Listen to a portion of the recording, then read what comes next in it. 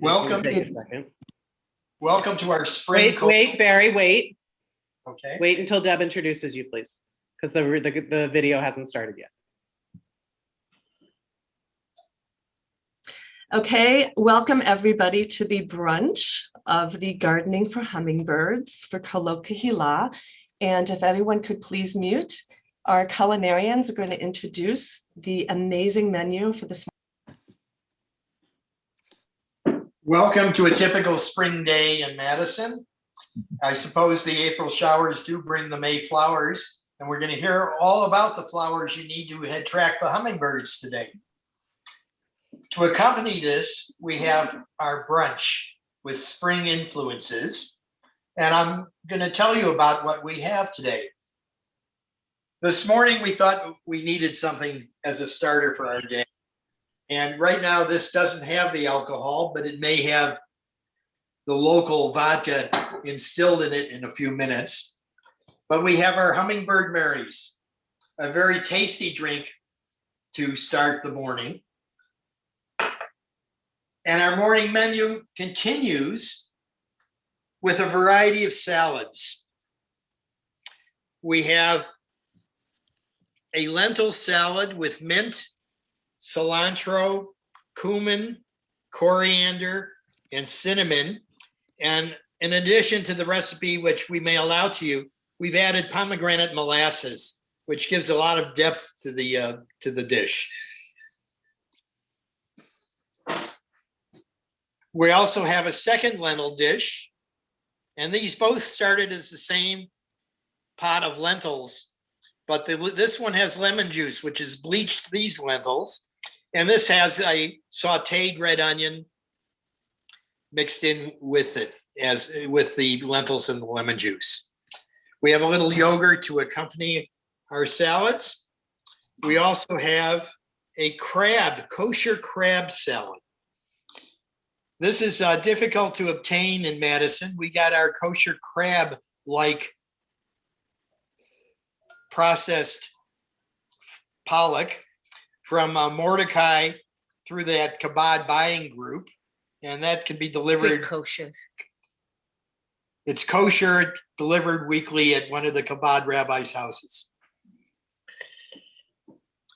This has in it some celery and pimentos, in addition to the pasta and the fish. We also have a spring salad of an early spring vegetable. This one is spinach, and it has a spinach base with strawberries, blueberries, sauteed red onion, pine nuts, and it's dressed in a vinaigrette with macerated strawberry.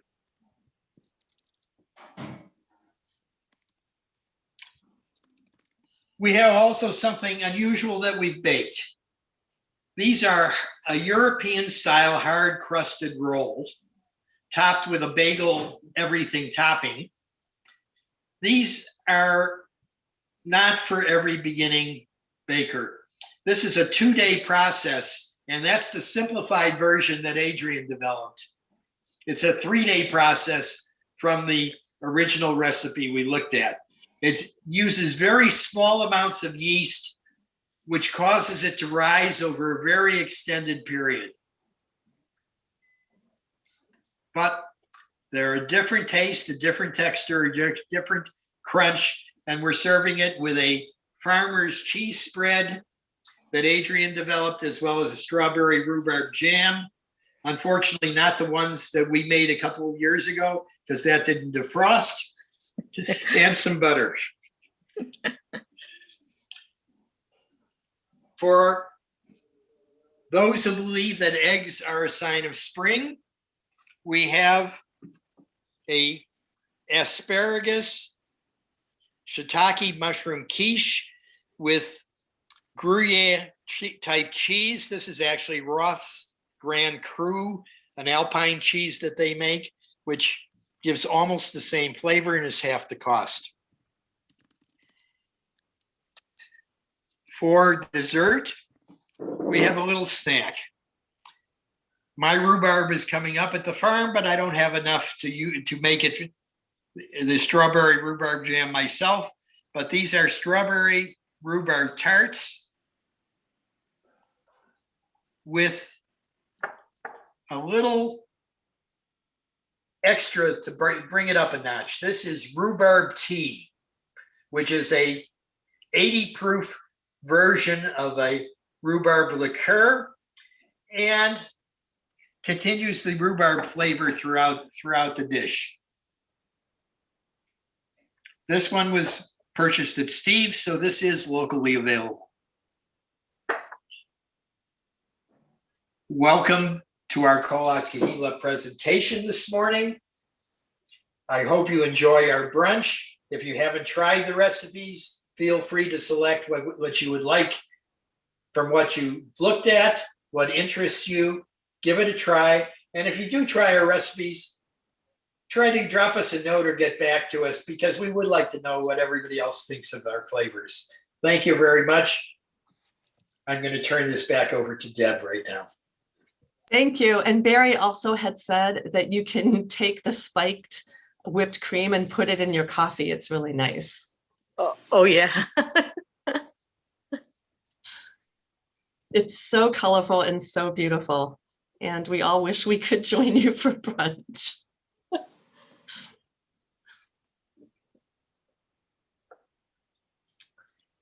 So Michael and Kathy, just to let you know, after Barry introduces you, I did mute you, and so you'll want to unmute yourselves.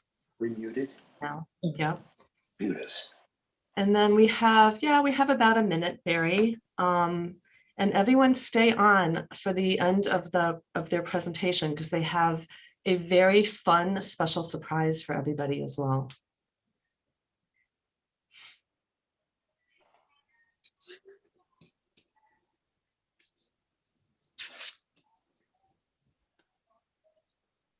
You could go back to gallery view just to say hello to everybody.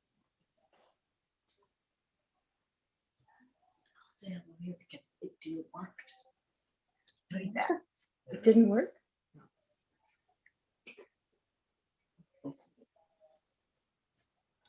I just got a reading for. Okay, welcome everybody to this amazing presentation of Kolot Kehilla. Michael and Kathy are going to take questions at the end of their presentation. So if everybody wants to use the chat room feature to submit your questions throughout, feel free to do that and then I'll field them. But Barry Rich is going to introduce our Kolot Kehilla presenters for this morning. Thank you, Deb. Welcome to Kolot Kehilla for the spring at Beth Israel Center. This morning is something a little bit different. Usually we have one of our professors come and talk about what they do in a public kind of presentation. I think we all know that Mike Rock is one of our senior pediatricians here who works with very difficult patients. I don't know that he intubates hummingbirds, but we can ask him about that at the end. He and Kathy are experts and known throughout Wisconsin for their birding and gardening in their special interest and expertise in hummingbirds. And they're going to let us know all about that this morning. For now, let me have Mike and Kathy take over the presentation. Thank you so much for all coming here this morning. We'll see you at the end. Well, thank you so much, Barry, for that wonderful introduction.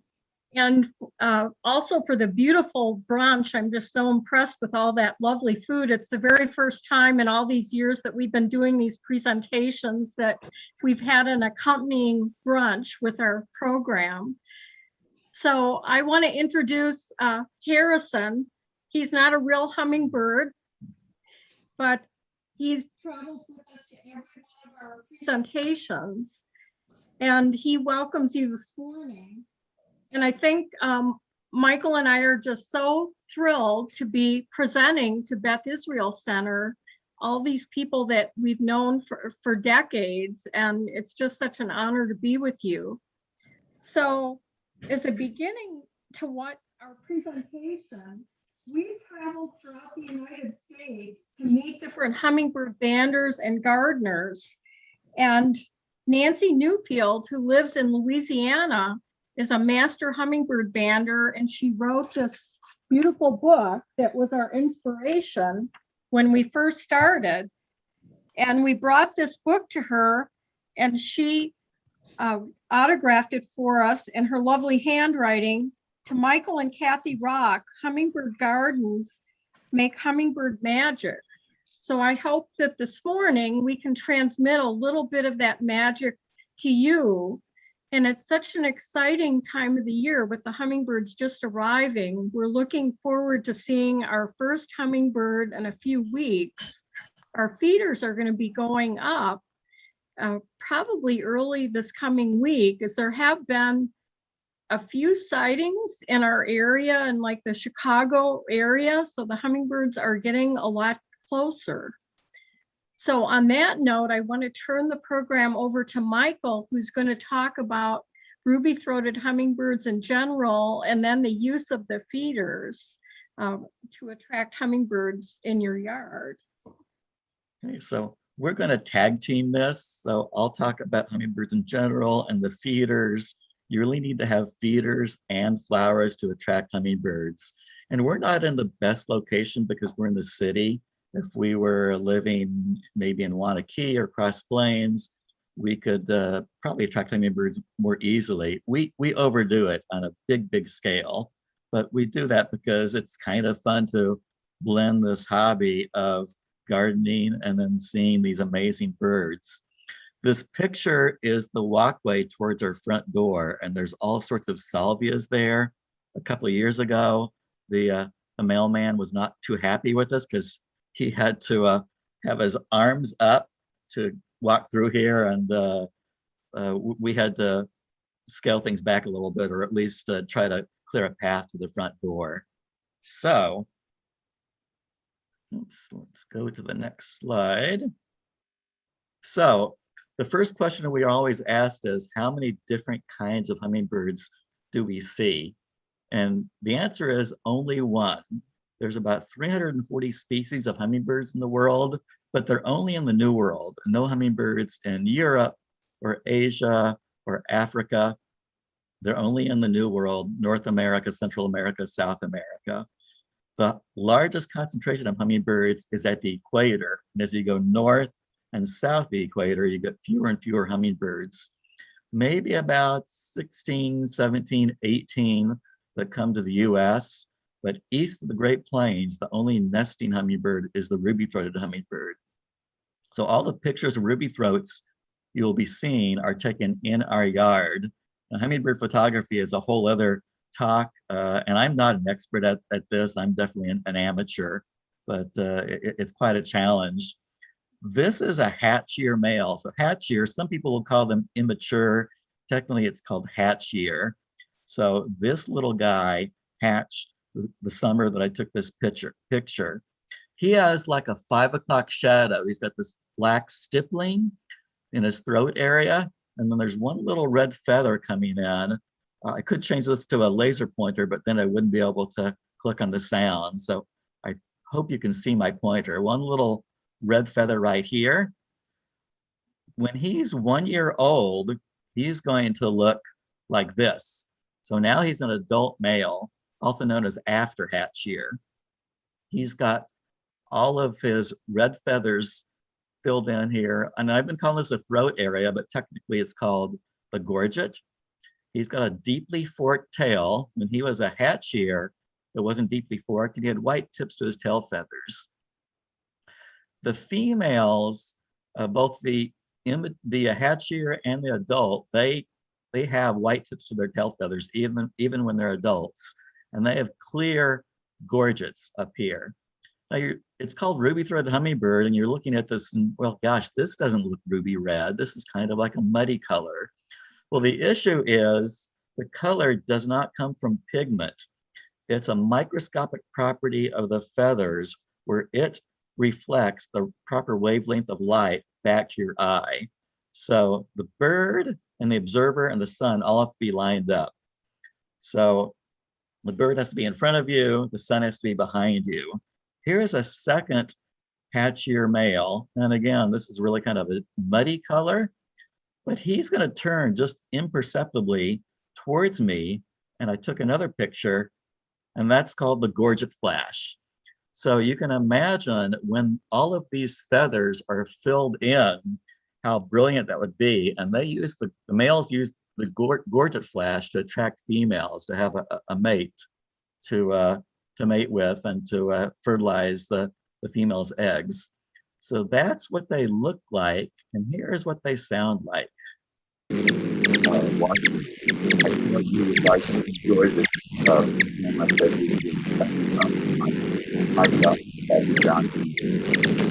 on right now. Do you have it? Do you have it? Okay. Okay. Okay. We're watching it now, but I just thought you would enjoy it since you like birds. I think maybe somebody not muted, Alyssa. That was unusual. That we normally don't hear talking when we're playing the audio. Anyway, you could hear the humming of their wings, and then that vocalization we kind of called chittering. So this is the only nesting hummingbird east of the Great Plains, but not necessarily the only hummingbird you would see in Wisconsin. Every year, somebody is lucky enough to get a rufous hummingbird. This hummingbird nests in the Pacific Northwest. It nests on the western coast of Canada, and it also nests in Alaska. These birds, like the ruby throats, are supposed to go to Mexico and Central America for the winter. But every year, one of these will wander into Wisconsin. So you can see this guy, very different than the ruby throat. He's got this rusty brown color to his back. We became friends with Larry and Emily Shaneman, who live outside of Whitewater, and they hosted this rufous hummingbird for about a month in 2009. And this is one of Larry's pictures. This past December was an exciting time for the Wisconsin birding community. The first Wisconsin record of an Allen's hummingbird was seen on a farm outside of New Glarus. The Allen's looks very, very similar to the rufous. We had a chance to go see it. It was had a very, very gracious host that enjoyed having all of these people come to her yard. And there's a YouTube video about her and her setup. She had Christmas lights wrapped around her feeder so that the heat from the lights could keep the nectar from freezing in December. If you were to Google or go to YouTube and search Wisconsin Allen's hummingbird, you would probably find that video. So we always leave our feeders up until well after the last ruby throat is left, maybe into close to Thanksgiving, hoping that we might get one of these. We've never had anything in our yard other than a ruby throat, but we do know some people that live within a couple of miles of us that did get a rufous hummingbird. So next we have a video. We have an extensive library of videos and books at home. This is one of our favorite videos called Hummingbirds Up Close. It shows many of the different species of hummingbirds that come to the United States. So look at the colors of their gorgets, the shape of their bills. Near the end of the video, you'll see a hummingbird that snatches a spiderling that's on some spider silk. It's crawling away from a cardinal flower, and it snatches that. They have to have protein in their diet in addition to carbohydrates. Well, let me play the video.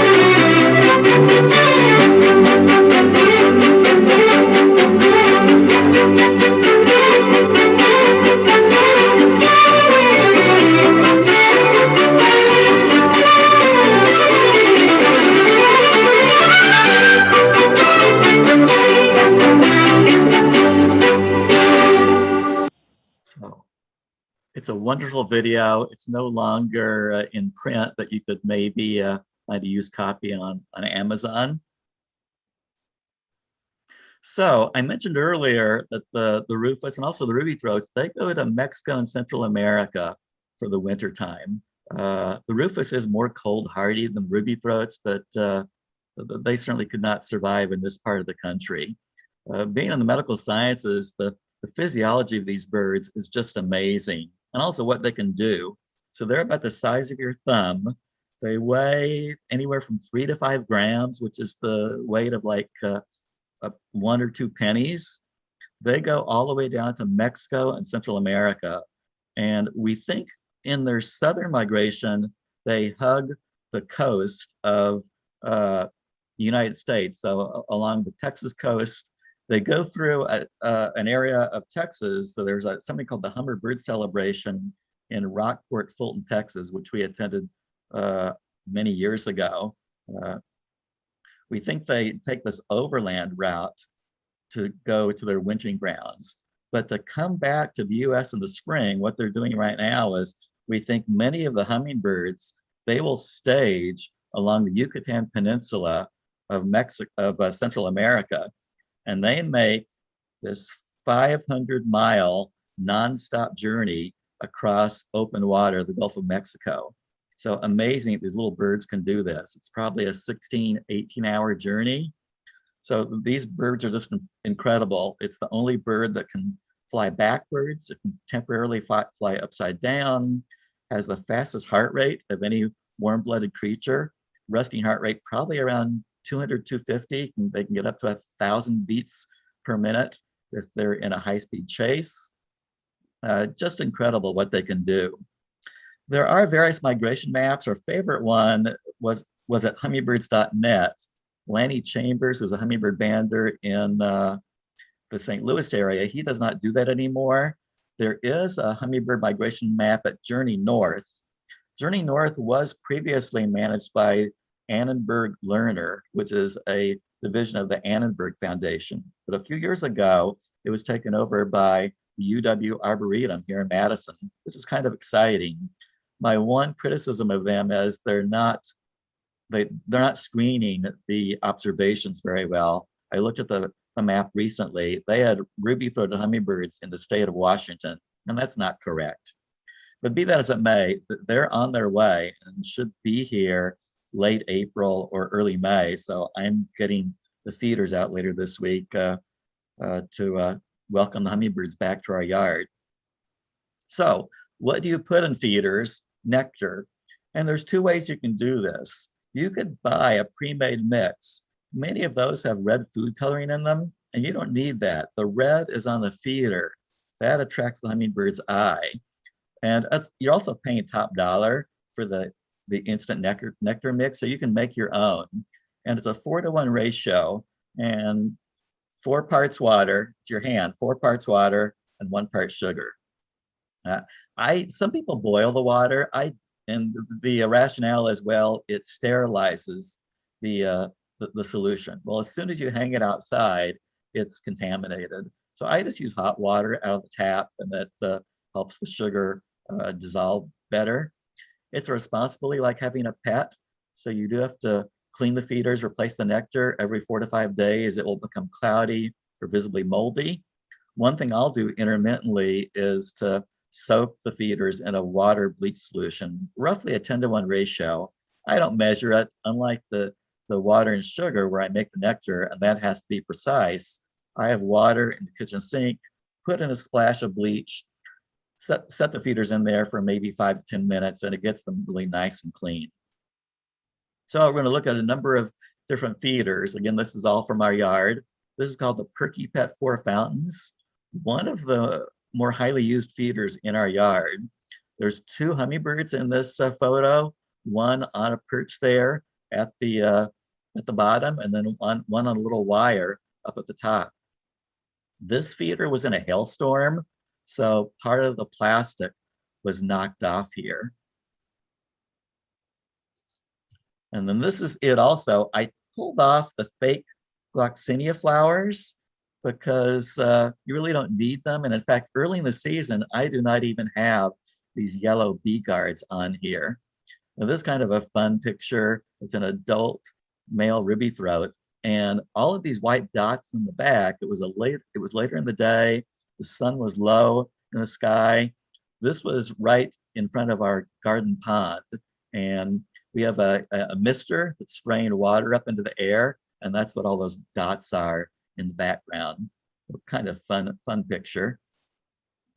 Here's something called the art line balloon feeder, and kind of an interesting perspective. We're looking up at the feeder. It's on this suction cup mechanism on the window. And the question is, why are we looking up at it? Well, it's because we have a 2-story house, and this feeder is on our bedroom window. So this is from the inside, and you can see down below our garden.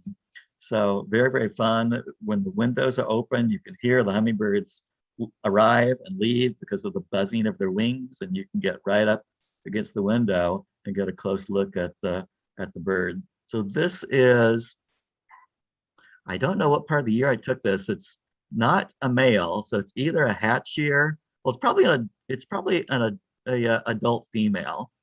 The hatch year females can have a little bit of a buffy color right underneath their wing, which I'm not seeing this. So I think this is probably an adult female. Here's something called the Homestead Hardened Glass Feeder. Nice feeder. Note that the nectar is not filled up to the top. It's fairly low, and that's intentional. I don't have enough birds to drain these feeders every 4 to 5 days. I'm changing the nectar anyway, so why fill it up all the way to the top? Because you're just wasting nectar. So I don't put a whole lot of nectar in the feeder. This is a saucer style design. It's called the Mini Humzinger. Some people prefer this because it is easier to clean. You just pop off this top here, and it's easy to get into. It's got a built-in ant moat. So right in the center, there's a vessel where you can put water. Ants can crawl down this metal rod, but they cannot swim across the water. So that protects the feeder from ants. The hummingbirds in our yard don't use this very much, but I do put some of those out later on in the season. Now, unlike the Perky Pet 4 fountains, which can be damaged by hailstorms, which we saw earlier, this is something called the Dr. JB's Clean Feeder. Very, very thick, hardened plastic. Could not be damaged in a hailstorm. So this is a pretty good feeder. And then this is one of the more popular feeders in our yard called the First Nature Feeder. It's an older style. There's big oval holes here. They redesigned this to have 2 parallel slits, and I'm not sure they use those feeder, that new design quite as well. This is one of my favorite pictures. It's a adult male hummingbird. This is very, very early in the season, right outside of our dining room window. The one drawback of this feeder is later in the season, these big oval holes allow yellow jackets to get inside the feeder. But when I change the nectar, you can twist open the bottom, and then I have to wash the yellow jackets out of the feeder. So a lot of people ask me, have I ever found a hummingbird nest? And the answer is no. It's amazing how the females build the nests. The female builds the nest entirely on her own. She uses the plant material. She uses spider silk to keep the nest together and to attach it to a branch of a tree. So she steals spider silk from spiders. Larry and Emily, who had the rufous and whitewater, they had a nest in their yard, and so we were able to go see it almost 5 years ago. It's camouflaged with lichens, so there's little green flakes outside on the outside of the nest. And the way this nest was found was their son saw the bird go to the tree, and that's how you find the nest. Because otherwise, if you were just to glance up at a nest on or glance up at a branch of a tree, you would just think you were seeing a knot on the branch. It's about the volume of half of a walnut. The opening of the nest is about the diameter of a quarter, and the female lays 2 eggs. The eggs are the size of Tic Tacs. She alone incubates the eggs and she feeds the chicks, and then they fledge after maybe about 3 weeks or so. So I would love to see a nest, or at least find a nest myself. And in fact, a few years ago, I think in June, maybe late June, I saw a female hummingbird with spider silk in its bill flying through our yard. I wish I could have followed it to see where it went, but I lost sight of it. So really pretty amazing. It's like winning the lottery if you could find a nest. So for many years, we went to something called the Hummingbird Festival in Sedona, Arizona, and they had scholarly presentations. We saw in that video earlier, Hummingbirds Up Close, we saw hummingbird doing a J or U-shaped dive. The adult males will do that to attract the females, and at the bottom of the U, the female is sitting in a net in a tree. They spread their tail feathers to make this unmistakable sound, and I've actually heard that before. There was a presentation at this Hummingbird Festival as to the physics as to how they do that. They spread their feathers and that makes that sound. So really some fascinating scientific presentations. People publish things in scholarly journals. They get grant funding to study hummingbirds. And sometimes these scientific discoveries make it into popular culture. And this is a video about hummingbirds keep themselves dry when they get wet. Here's a fascinating story. I saw that on the news. Researchers at UC Berkeley recently discovered how hummingbirds keep themselves dry during the rainy season. Now take a look. We know that hummingbirds flap their wings incredibly fast, and they're really quick at something else. Researchers at UC Berkeley wanted to know how hummingbirds deal with wet weather. So they sprayed water on the birds, and then this slow motion footage revealed a surprising answer. Wow, that is really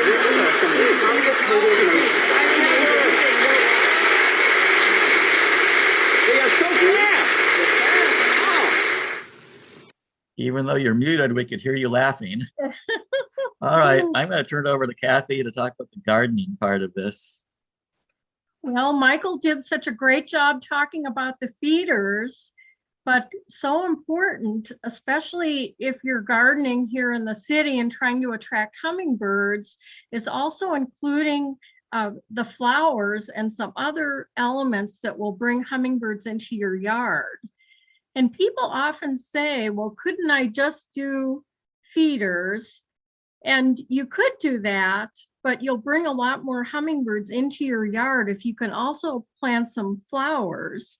And then other people will say, could I just do the flowers? And you could do that too, but the feeders really help to cover those times of the year when there's really not much blooming.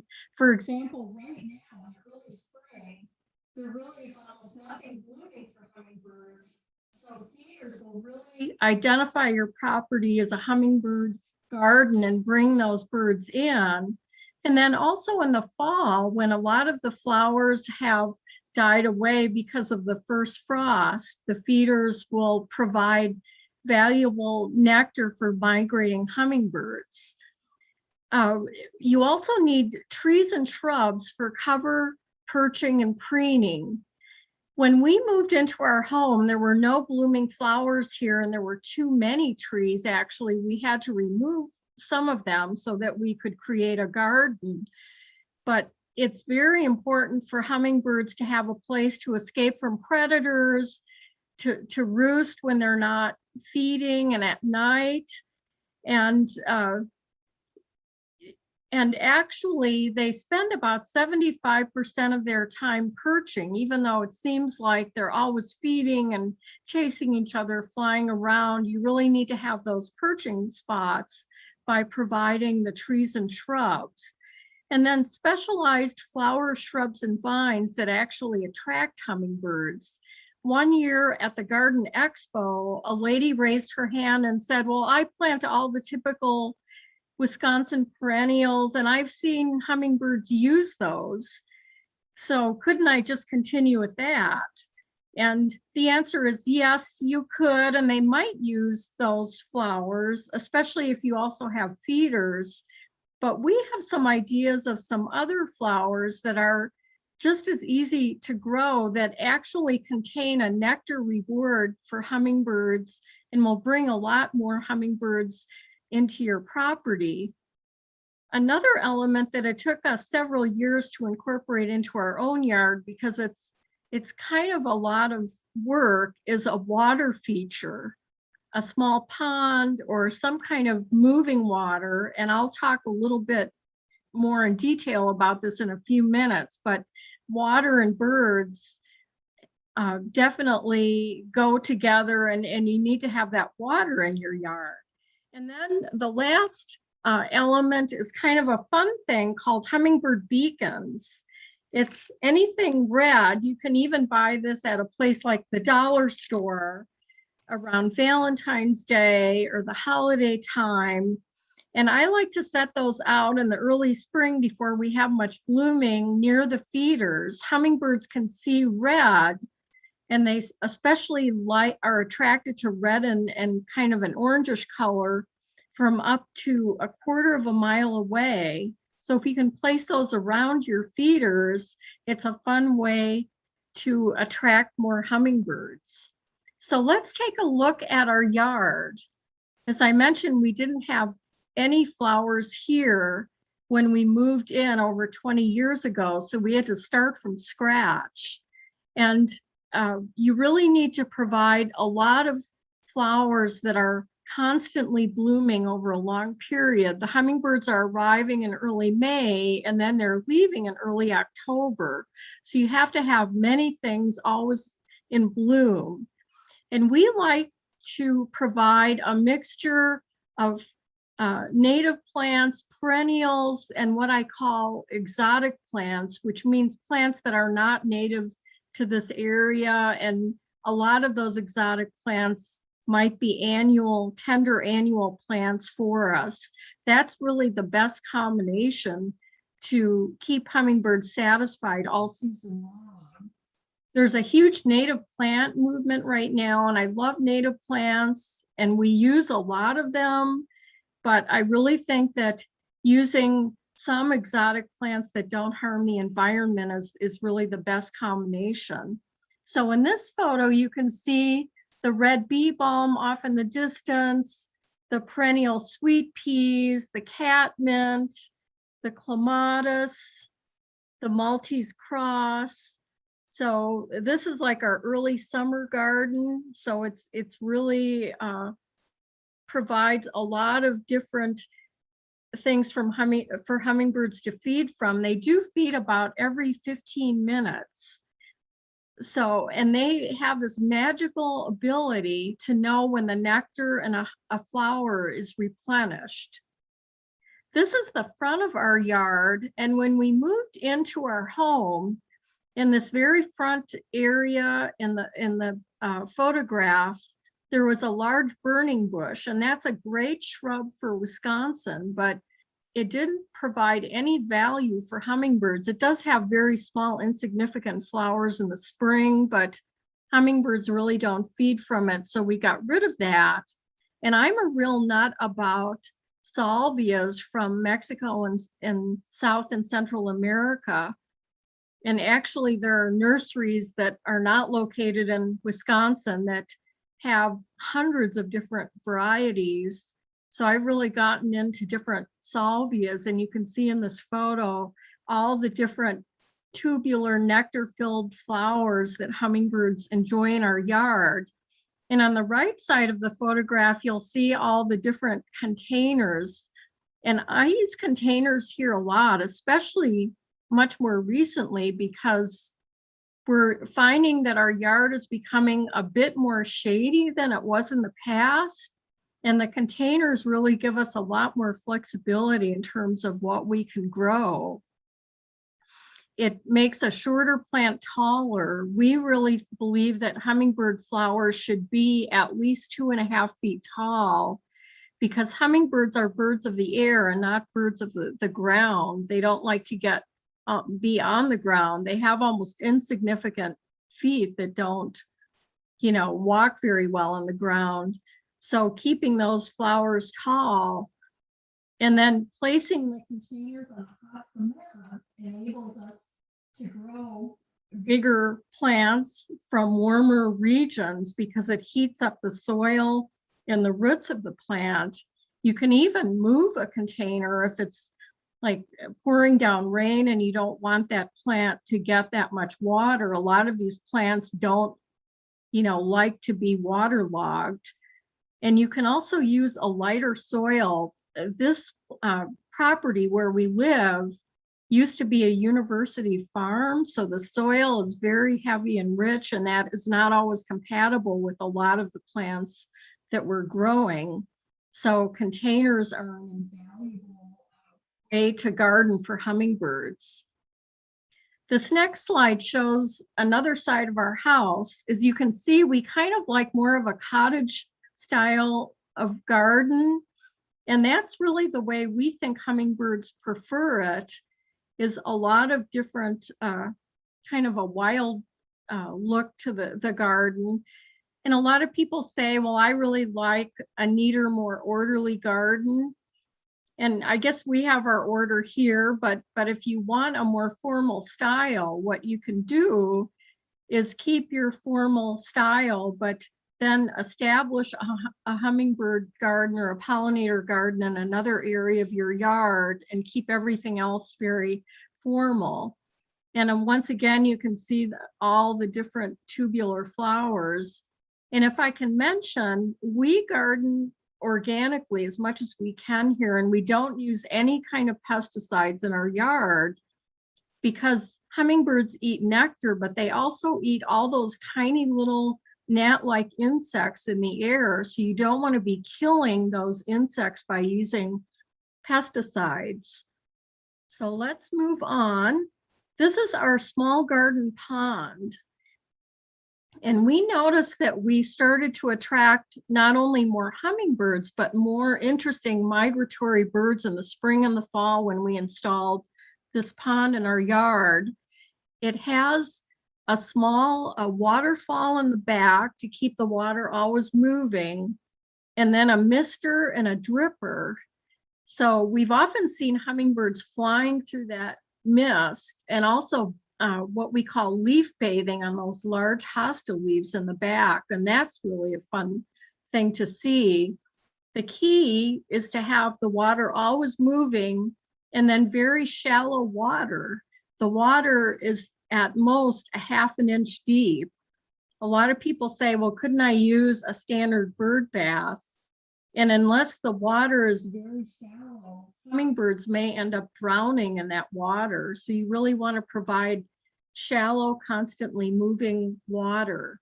And we found a kit on the internet for this pond. That company is out of business, but if you went to a place like Wild Birds Unlimited, they could get you started with a pond. So let's look at some of the specific flowers that you would plant in a hummingbird garden. We'll look at the perennials first. The very first great perennial for hummingbirds to bloom in the spring is something called trumpet honeysuckle, or Lonicera sempervirens. This is a native plant in our area, and you'll notice that the flower is perfectly formed for hummingbirds. It's a long, tubular, orange-colored flower with a drop of sweet nectar at the very end of the flower tube. And it blooms most heavily in the late spring and early summer. Oh, we have a cat here. Oh, Oh my, I'm sorry. So you do need, this is a vine, you do need a fence or another support system for this vine in full sun. And if I could encourage you to not plant the non-native Japanese honeysuckle, it's very invasive in the landscape and it could threaten our native plants. And we actually plant a variety of this called Major Wheeler which blooms pretty much throughout almost the entire hummingbird season. So it's a really super valuable plant. It's very hardy. We've even had flowers on this plant into November in our yard. So this is the very first thing to get going in your yard. The next plant is not a native plant, but because it's a sterile hybrid, it will not spread all over your yard. It's something called catmint. And there are a lot of catmints in the gardening trade right now. A lot of them are shorter catmints, but this one is a tall catmint that's about 3 feet tall. So it's ideal for hummingbirds. You'll notice that the flowers are not red or orange, they're a light lavender, but just like every other flower we're showing you today, it does have the nectar reward.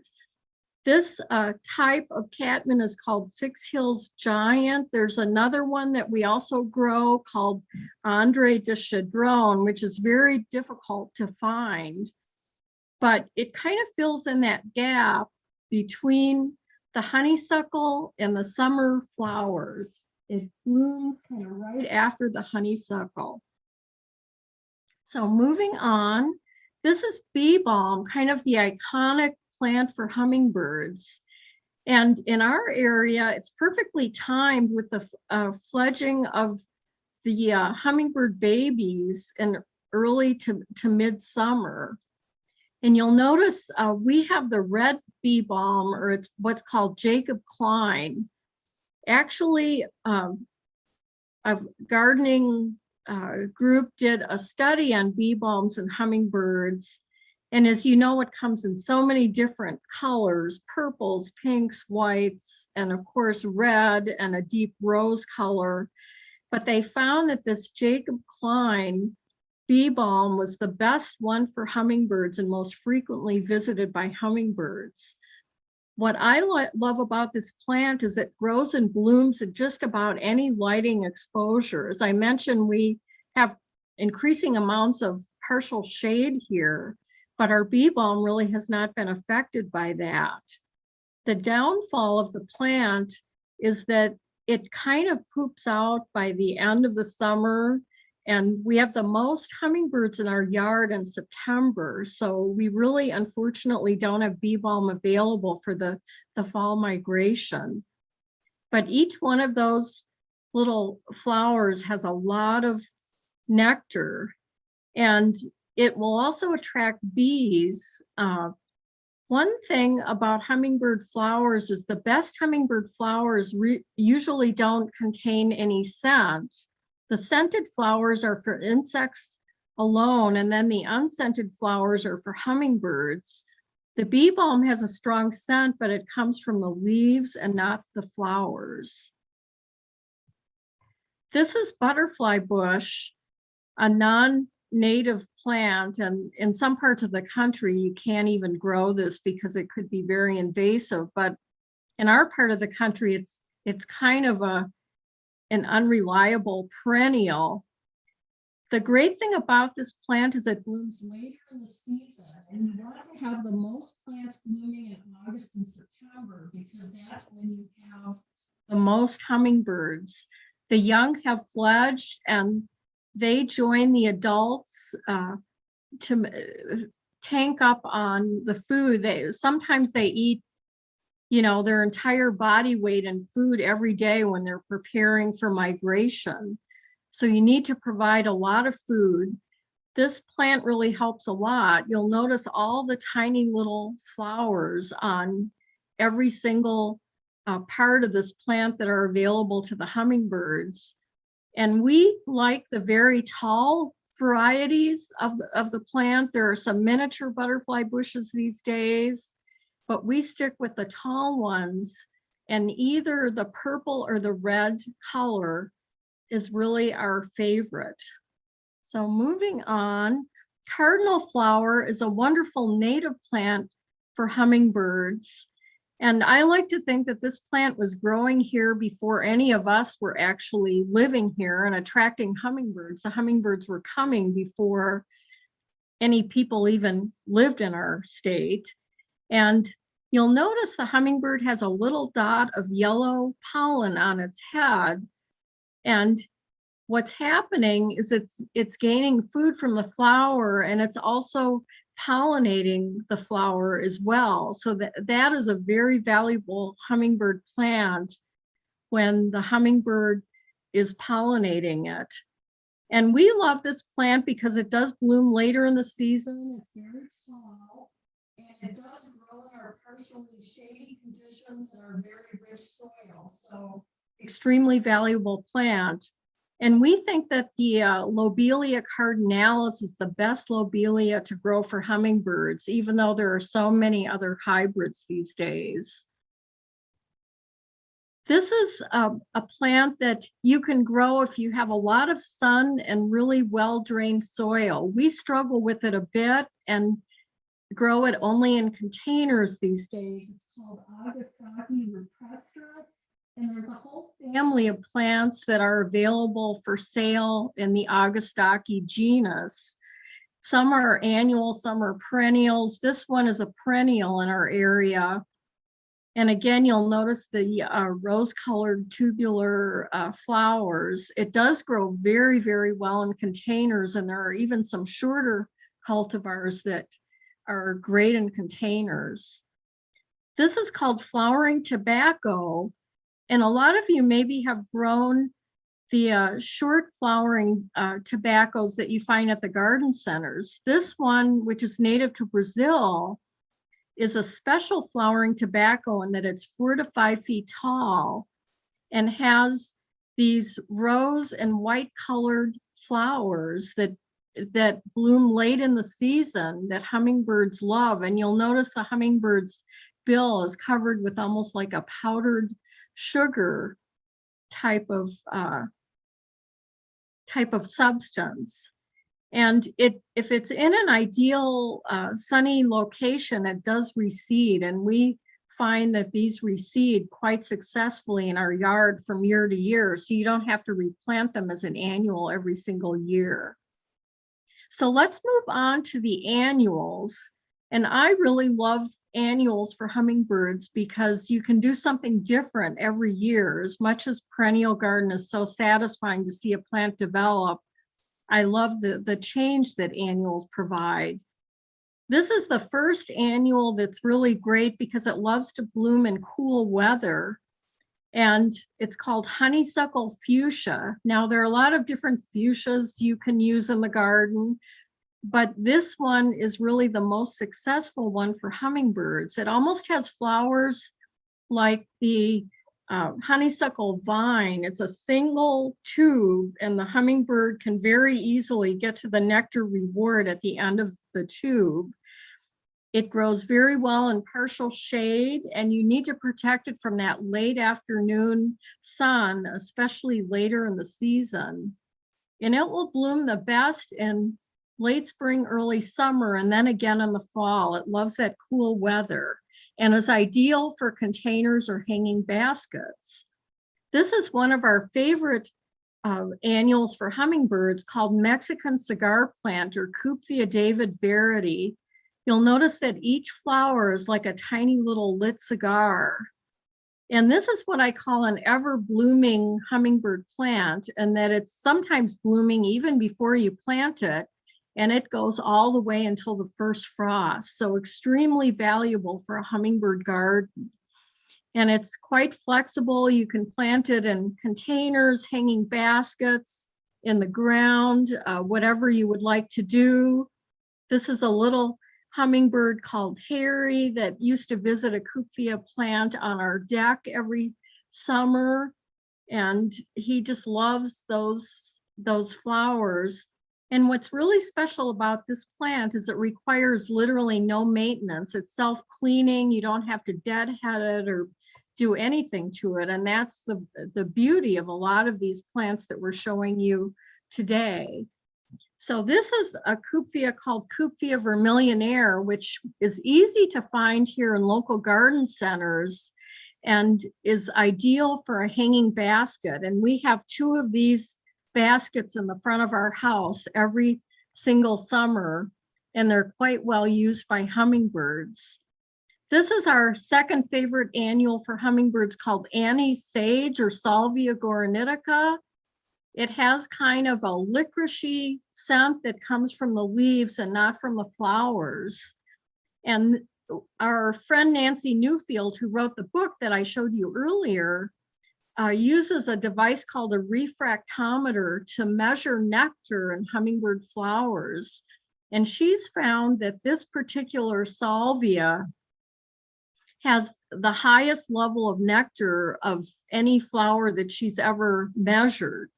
So you really cannot go wrong by planting this plant. And like the Cupfia, it blooms almost from the time that you plant it past the first frost. It's hardy to 17 degrees. So it will carry you through easily through the end of October, maybe even to early November. So an extremely valuable plant and very versatile and beautiful in the garden. You can use it in containers, planted in the ground. It does require, you know, sun, as much sun as you can give it, although we've had them bloom with a little bit of shade as well. And this is a video of a hummingbird in our late summer garden using this plant. So you'll see he's moving from flower to flower. You know, when a hummingbird uses every single bloom on a particular plant, that it's really enjoying it and getting benefits from it. Hummingbirds will sometimes visit flowers that they think might contain nectar, but then they quickly leave when they don't. And they might even leave your yard if they don't have enough nectar containing flowers. So even if you decide not to garden for hummingbirds, this is a wonderful garden plant to use and enjoy. And you might even just inadvertently bring a few hummingbirds into your yard. And this is a variety of it that's pretty available locally called Salvia goronitica black and blue. And you'll notice it has these interesting black bracts that are extremely attractive in the plant. Another variety called Salvia amistad or friendship sage, which is a lot larger than some of the other Salvia goroniticas. It can get up to 5 feet or more tall. We love to grow this in our yard, and it's one of our most successful plants, blooming even when we have a whole week full of overcast skies. This is an annual called Texas sage with red tubular flowers, very easily grown from seed. I know we're running out of time here. Vines are kind of the forgotten plant in gardening. Some of you have maybe grown the scarlet runner bean in a vegetable garden, but the brilliant orange flowers also attract hummingbirds. But you really need to protect those plants because wildlife will easily eat the plants. One year I planted about 20 of these outside. They all came up. I came out one morning, they were all gone. A wild rabbit had obviously really enjoyed them. So you need to start them inside, protect them with chicken wire or whatever. This is Salvia greggii, a plant that's native to the southwestern US that's very attractive to hummingbirds, loves to bloom in cooler weather. So we get the most success from these in like the late spring, early summer, and then again in the fall, which is why it's sometimes called autumn sage. And very successful in the container. We like to go with the red or orange varieties of these flowers. And cannas are commonly grown garden plants, but this wild canna is highly successful for hummingbirds. You'll notice that the flower doesn't have all the frilly petals. It's very easy for the hummingbird to find that nectar. One of the downfalls is you have to dig up the tubers every fall and then replant them again in the spring, but they bring a real tropical look to your garden. And some of the favorite pictures that Michael has taken, a type of Salvia goronitica called Purple Majesty. Just love that photo. And then Wendy's Wish is another plant that's pretty available locally. It's a chance hybrid that was developed in Australia. And what's special about it is the proceeds from the plant go to a children's cancer foundation. So it's kind of a nice thing to support that and get a great hummingbird plant at the same time. And then zinnias, you can never go wrong with zinnias for either hummingbirds or butterflies. And also butterfly bush brings a lot of butterflies into your yard as well. And this fantastic photo that Michael captured, zinnias are very easily grown from seed. We try and focus on the tall red or orange varieties. So Michael will talk about the dates. So we keep data of when we see our first hummingbird, which days we see hummingbirds, and then the last day that we've seen a hummingbird. So you can see that twice we had an April 30th hummingbird, 2009 and 2011. And then the last time we see them, generally the end of the first or second week of October, but 2010 was an exceptional year. We had one until November 17th. And very importantly, in the middle column, as we've built up our garden, we've had more and more days of hummingbirds, approaching about 170 days of hummingbirds. This is our website, hummingbirdgardening.net. There's a resources tab on here. There's a document on there that goes through pretty much the slides we're doing today. We've revised the presentation a little bit. There's resources on where you can get some of these flowers. There's a document on native plants, although we do use natives and exotics. So you can go to the resources tab on our website. And then we finished with a video, which we were in Costa Rica a couple of years ago for a special birthday. We were at a place called the Peace Lodge, which is an hour north of the San Jose airport. They have a hummingbird garden with feeders. They take the feeders down and then give the guests a handheld feeder to hand feed hummingbirds. I couldn't even tell you what kinds of hummingbirds these are.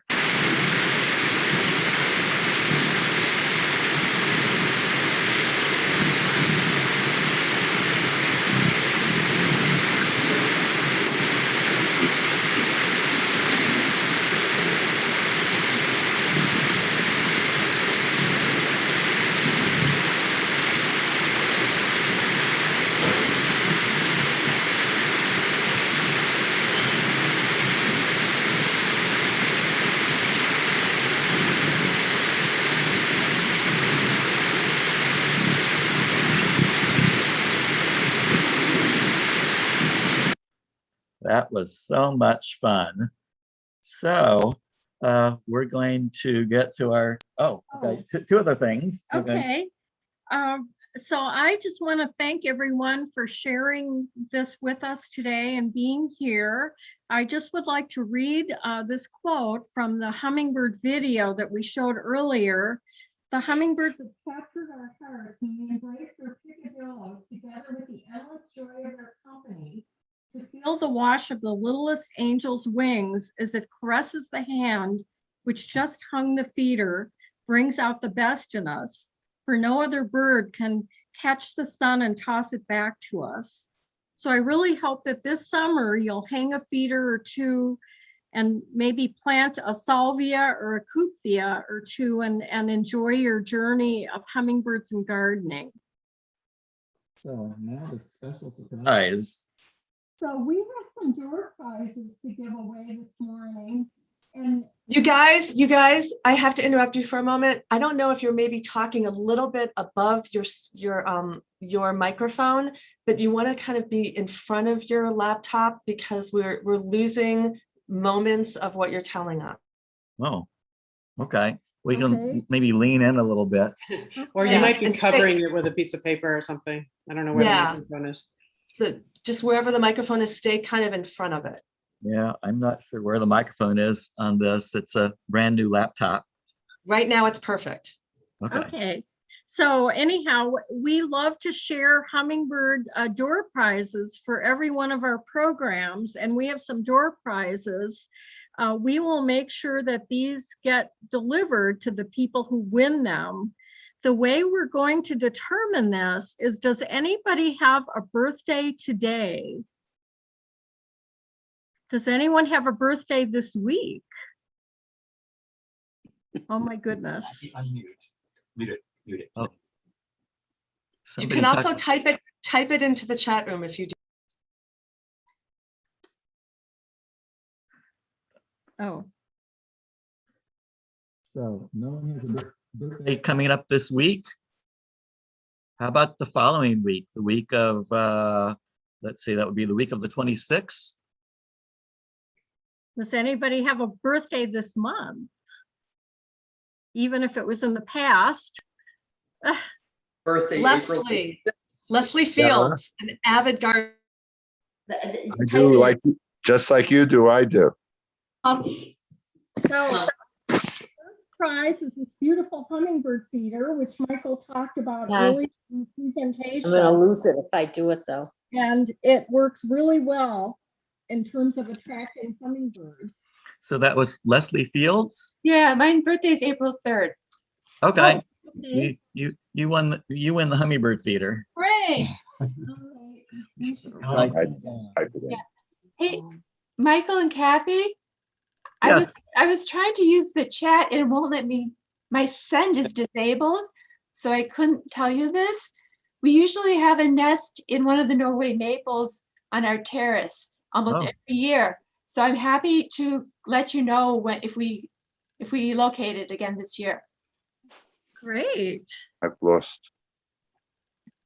So anyone else with an April birthday? Yes, Is Yes. April 6th. Who is that? mine is April 1st. Oh, it's Jerry. Jerry, we'd like to give you this beautiful hummingbird Happy birthday. calendar. Okay. Was there another Type April it- birthday? Type it into the chat. You get your name with your name. Okay, we see Leslie, we see Jerry in the chat.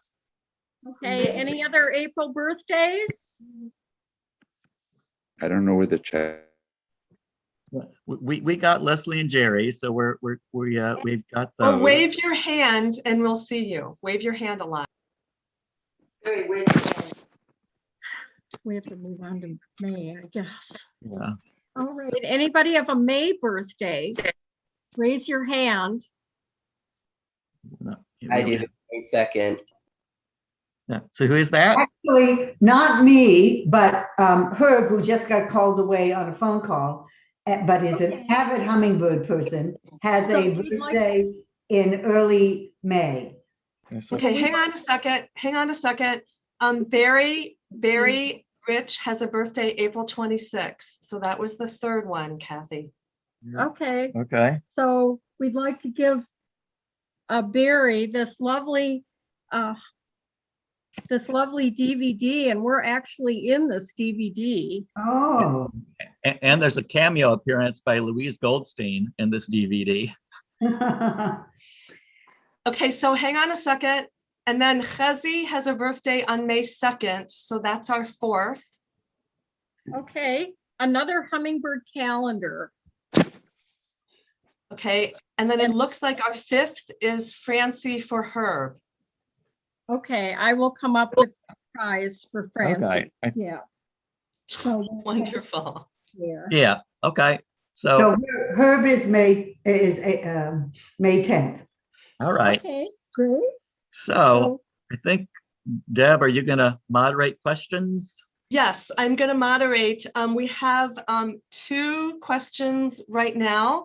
And I think the reason we don't have a lot of questions is honestly, your knowledge is so amazingly extensive. You have these great helpful hints of the best plants and their blooming traits. Your flower photos were so beautiful and specific. It helps people to know what to get. Your videos were fun and funny. And I can't believe you can pronounce the names of all of those flowers. Well, thank So you.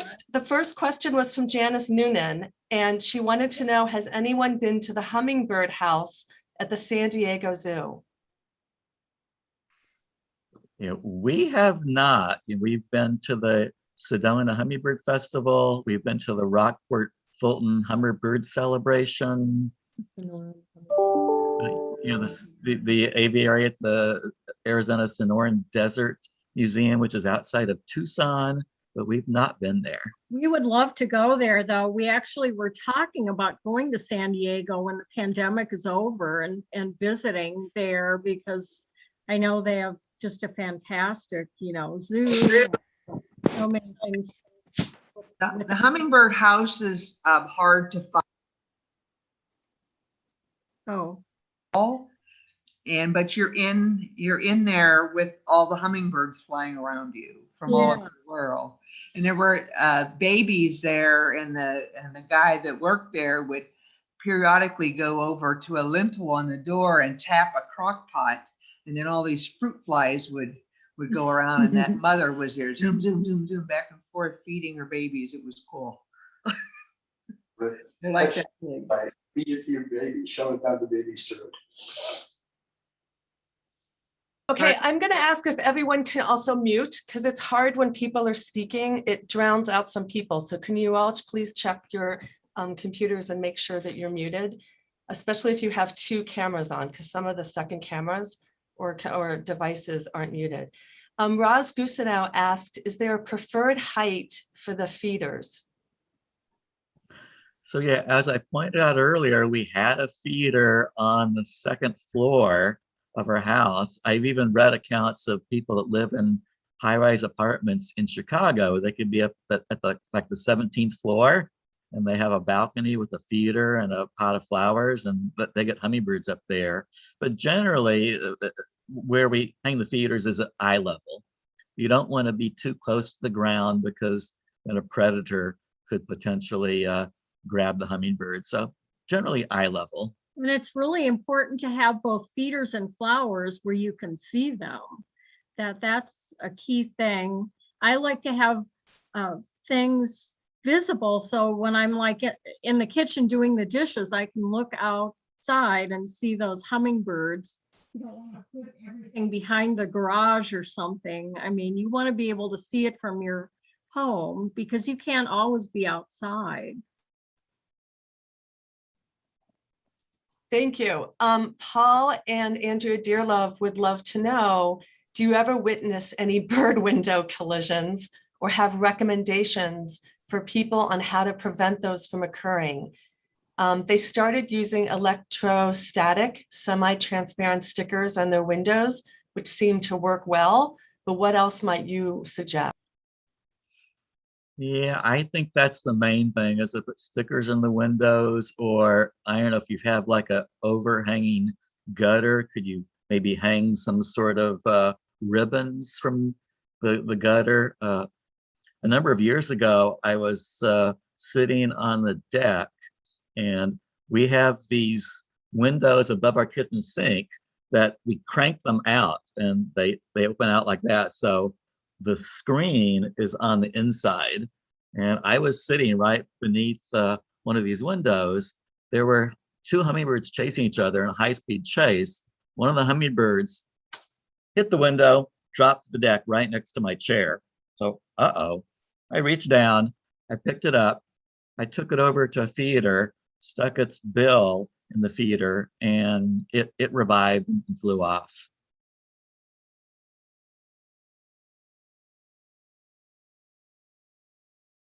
That's amazing. That's amazing that it survived that. If anybody else also just wants to unmute, Louise and Bruce shared that they have seen hundreds of hummingbirds at the entrance of Wyalusing State Park several years ago, and they've had hummers in nasturtiums and morning glories. Yeah, we were at Wyalusing State Park. There's two hummingbird banders in Wisconsin. One of them is Mickey O'Connor. She's actually an avian zookeeper in Milwaukee, but she is licensed to band hummingbirds. And we were at a banding session she had at Wyalusing. Unfortunately, that day it was windy, so there weren't that many hummingbirds. We should also mention we have an open garden tour in our yard every year in September. We put the dates on our website. This past year, due to the pandemic, it had to be scaled back. Usually it's just drop in.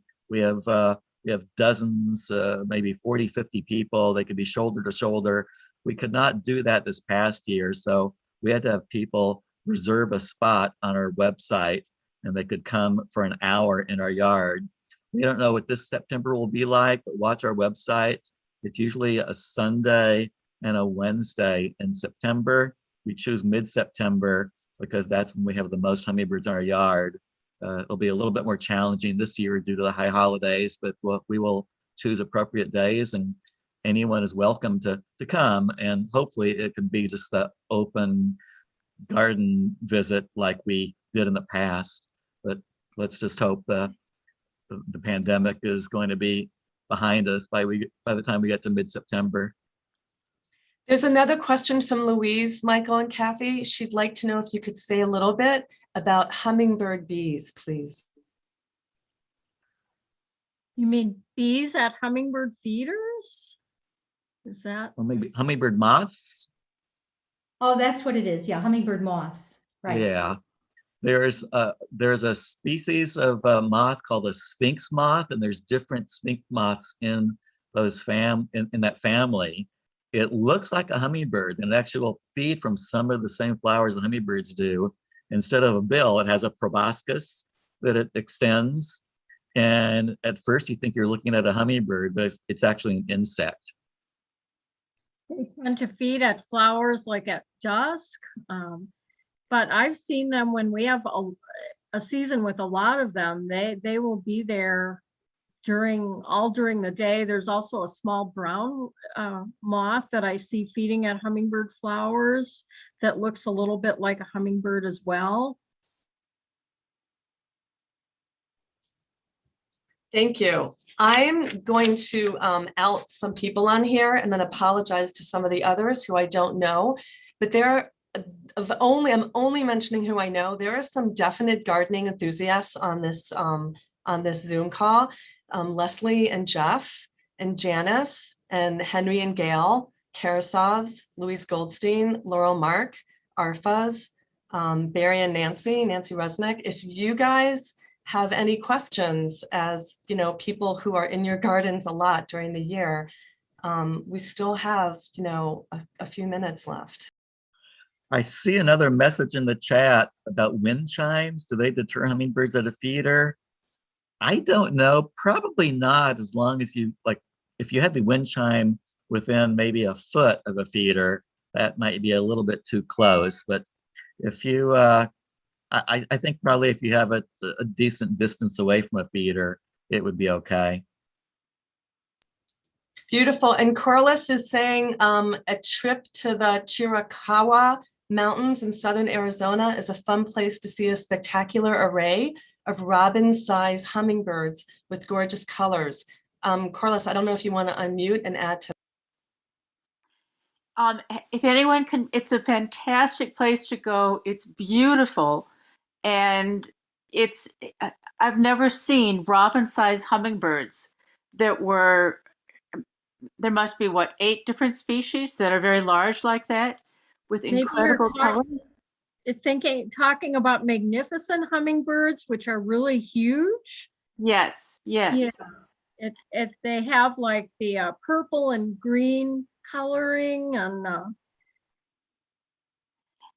if you go during during the season, you will see hundreds of people there gathered there to see them. People stay in cabins all around or hotels, and some people even take buses during the day from Tucson to go see these hummingbirds. It's incredible. Oh, you also have other birds like the trogons. We've stayed at a place called Beatty's Guest Ranch in Arizona, where you wake up in the morning, there's a hummingbird feeder at every window of your little house that you're in, and hummingbirds are there all day long. It's just amazing to see that. And, for Henry Steinberger, he sent a private message to us about a feeder. If you want to go ahead and maybe email a picture of that to Kathy, we can see if we can come up with anything. Wild Birds Unlimited. Got it in his hand. It's in his hand. Oh, okay. I don't have them on the screen. Let me scroll across here. Oh, oops, there it is. Yeah, you might want to try to go to Wild Birds Unlimited and see if they could help you. They offered to sell me another one, a different one. Okay. They couldn't find a jar that fit it. And I'm just, I went through all of our jars. It's like they invented a what do they call them? Threads that would not fit any standard jar that you would use for canning. It looks like a canning jar, but well, not so. Just thought maybe you'd come across. I'll never buy one made of glass again. I guess my other suggestion would be to contact the manufacturer of this feeder and see would they sell you the jar only. Yeah, they don't put their name on it anywhere. Oh. So I don't know where we got this. Gail doesn't recall where she picked it up, but how it goes. Just thought I'd ask I like if you were familiar with it. turkey pet feeders because you can often get replacement parts for the feeders. Some of these others, you just can't, and you just have to buy a new feeder. Sorry about that. I saw Corliss waving her hand. Did you have Corliss, yeah, Corliss, we're in our final seconds. Why don't you take the last remark before I close things? It's really odd because there's one insect that we have seen climbing onto hummingbird feeder and attacking hummingbirds, and that's a walking stick. Oh. Is praying mantis. Is that the same thing as a praying mantis? Yes. Yeah. And they can, if you ever see one on your hummingbird feeder, we've seen them in Arizona climbing on hummingbird feeders and attacking the hummingbirds. And then seen pictures of them, where they grab one and drop to the ground with the hummingbird and eat it there. It was. They're very Not dangerous nice. hummingbirds, unfortunately. And the few gardeners we know of in our part of the country, if they ever see one in their yard, they're very valuable in the garden, but they just take them and move them to a different location way outside of their garden because they can be very harmful to hummingbirds, unfortunately. And Okay, I'm going to take one more second. I lied. It looks like Janice Noonan has something to show us with her hummingbird feeder. Oh. This one's a half circle. I put a permanent hook on my window outside, but it fits on the window. Can you see that? It's like half. There's also a perch that you hook underneath. And everything comes in this thing, including grosbeaks.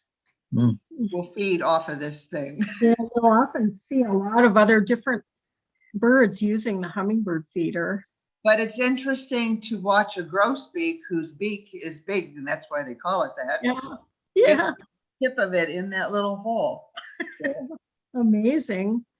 Anyway, it's my favorite. This is my favorite feeder because it fits on the window, and everything's there actually. Right. Thank you for sharing that with us. That's great. So Kathy and Michael, Rock, that was amazing. And I can't believe how much information there is about hummingbirds. And I'm thanking all of the enthusiasts and all of the future and upcoming enthusiasts after this presentation, the gardeners, for all coming and joining in, for our featured speakers, for this very springy and crazy zoomy Kolot Kehilla, and want to thank our organizers and brunch culinarians, Barry Rich and Adrian Borisi Gross. Please try out the recipes, they're amazing, or give us feedback if you did try out some of them, what you thought. And stay tuned for upcoming announcements for upcoming Kolot Kehilla presentations. And everyone have a wonderful day. Shavua Tov.